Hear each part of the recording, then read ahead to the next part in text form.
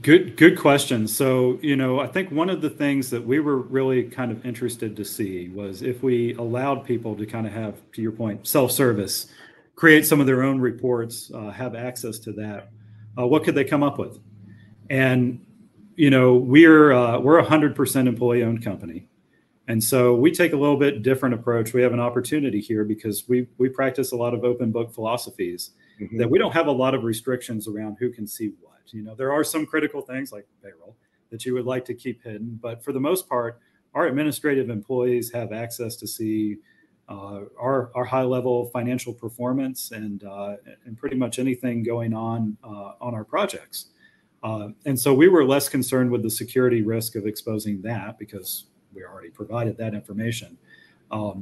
There is kind of a question, I know, around governance, especially if people were going to develop reports that they might share.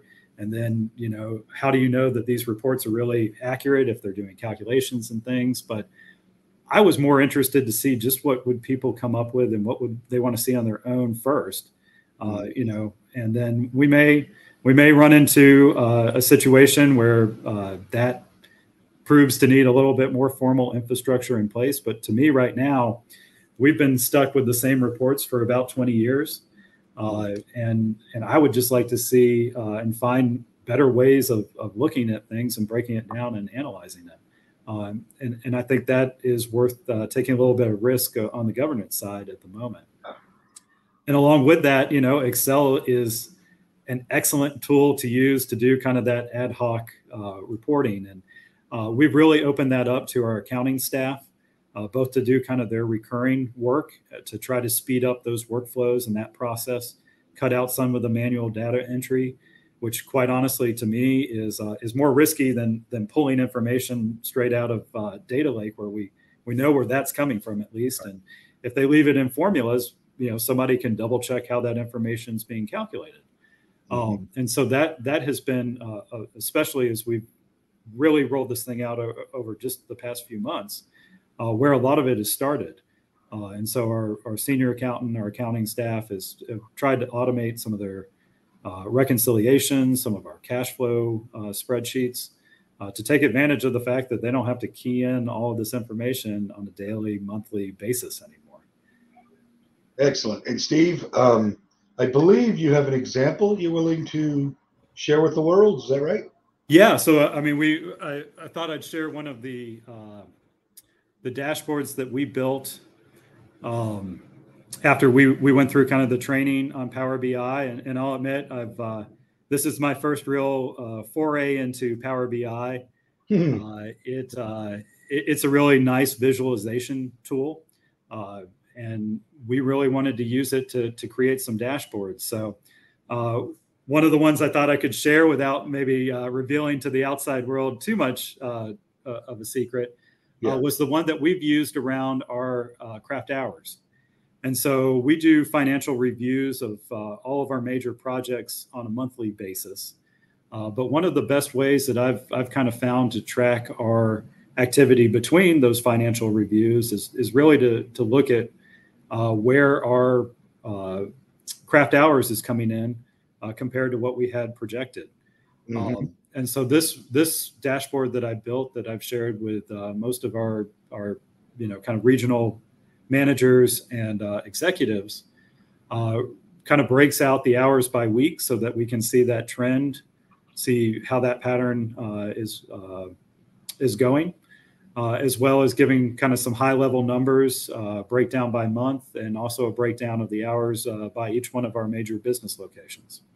Love the use of colors too. I'm sorry, keep going, Steve. Just yeah, no, and that just I added those so that you could kind of see what week was in what month, because we are on a fiscal year, so our calendar months don't always align. We're on fiscal month 9 right now, but the advantage of this is this was a report that we used to have to cobble together.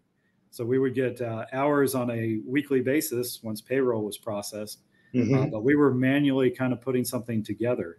And quite honestly, in the amount of time that it took me to build this visual after our training, was probably about the amount of time I was spending on a weekly basis, or somebody on my team was spending on a weekly basis, trying to do this by hand in Excel.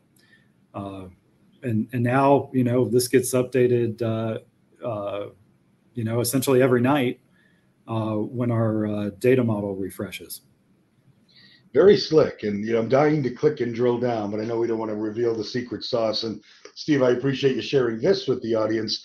We did have an interesting question. Really quick, I'll ask, how did you get the name 1910 Legacy? Some folks out there think that's a pretty cool company name. Yeah, no. So in 2017, when we kind of we split off our renewable energy division to form Axis Energy, we had a little bit of a competition to come up with a name for our holding company as well. And the White Electrical Construction Company was started in 1910, and so that's really where the name came from. Is that we wanted to continue the legacy of the White family, which started our company, and build on that for the future with our employee owners. It's always nice to know those. That's interesting. Thanks for sharing that. And I know we're up on time, but I'm going to ask you one other question, and then we can wrap up.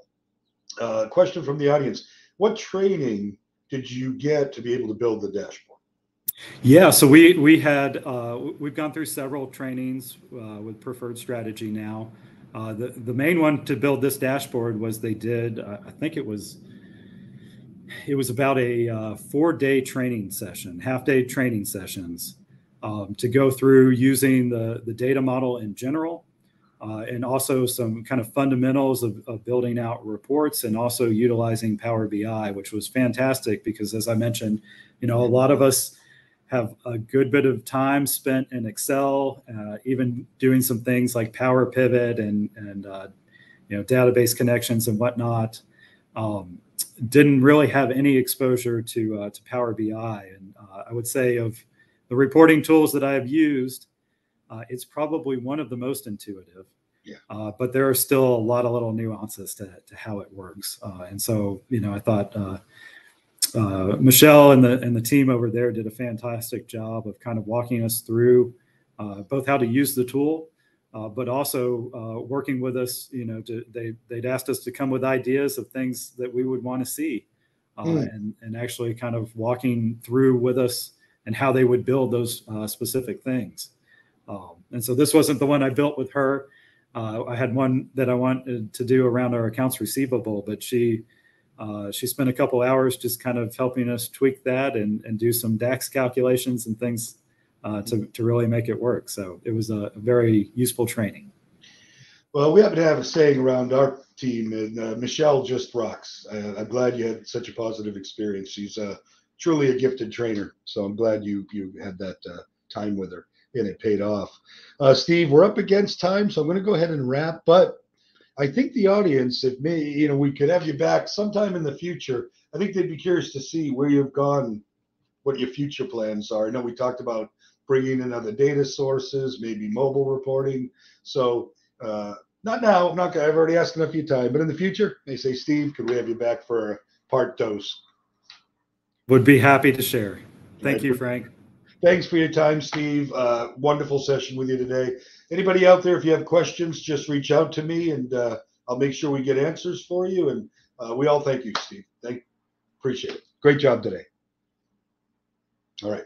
Have a good day. Bye, everybody. Oh, geez. And next time we have to talk about the woodworking. They just reminded me of that. So part 2. Right. Take care, Steve. Thank you.